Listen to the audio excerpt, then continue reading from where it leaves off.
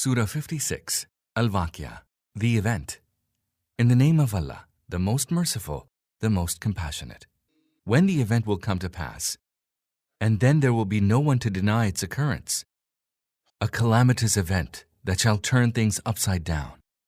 When the earth will suddenly shake with a terrible shaking, and the mountains will crumble, and will scatter abroad into fine dust. You shall then become three groups. The people on the right, and how fortunate will be the people on the right.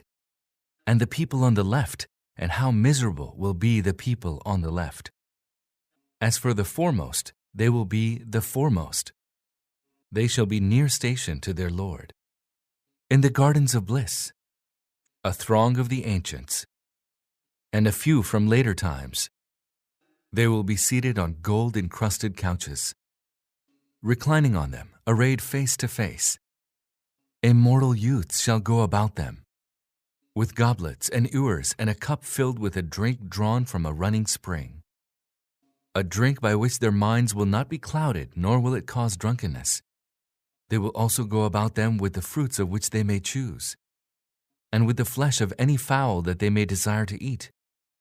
And there shall be wide-eyed maidens, beautiful as pearls hidden in their shells. All this shall be theirs as a reward for their deeds.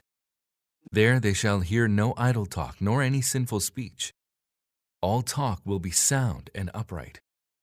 As for the people on the right, how fortunate shall be the people on the right!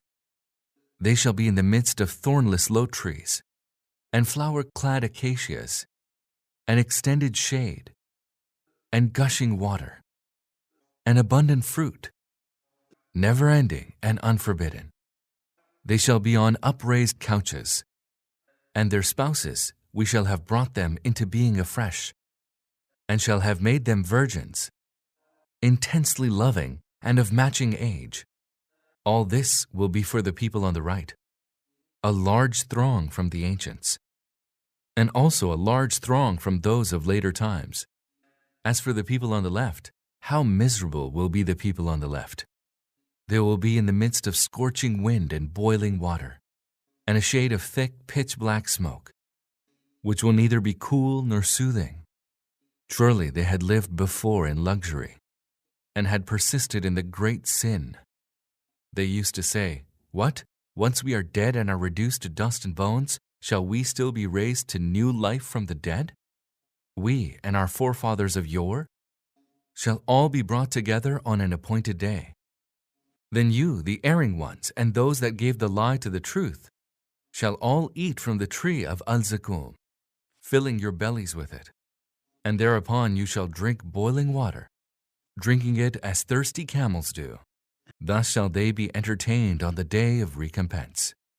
We have created you, then why would you not confirm it? Did you ever consider the sperm that you emit? Do you create a child out of it, or are we its creators? It is we who ordain death upon you, and we are not to be frustrated.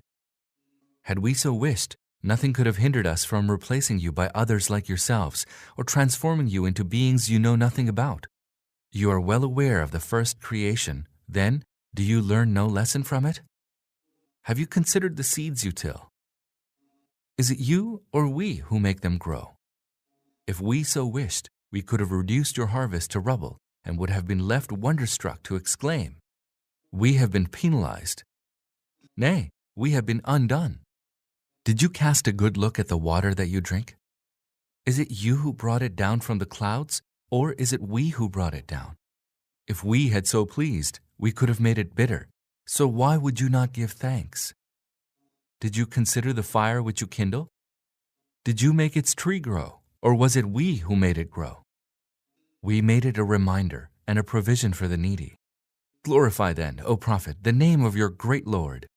No, I swear by the positions of the stars. And this is indeed a mighty oath, if only you knew, that this indeed is a noble Quran, inscribed in a well-guarded book, which none but the pure may touch, a revelation from the Lord of the universe. Do you then take this discourse in light esteem? And your portion in it is simply that you denounce it as false? Why then, when the soul leaps up to the throat, the while you are helplessly watching that he is on the verge of death.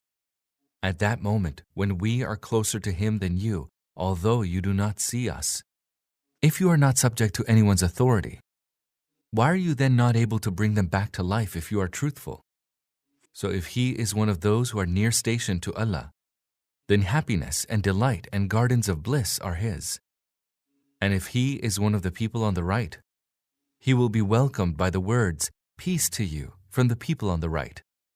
And if he is one of those who give the lie to this message and go astray, then he will be served boiling water and will be scorched by the fire. That indeed is the absolute truth. So glorify the name of your great Lord.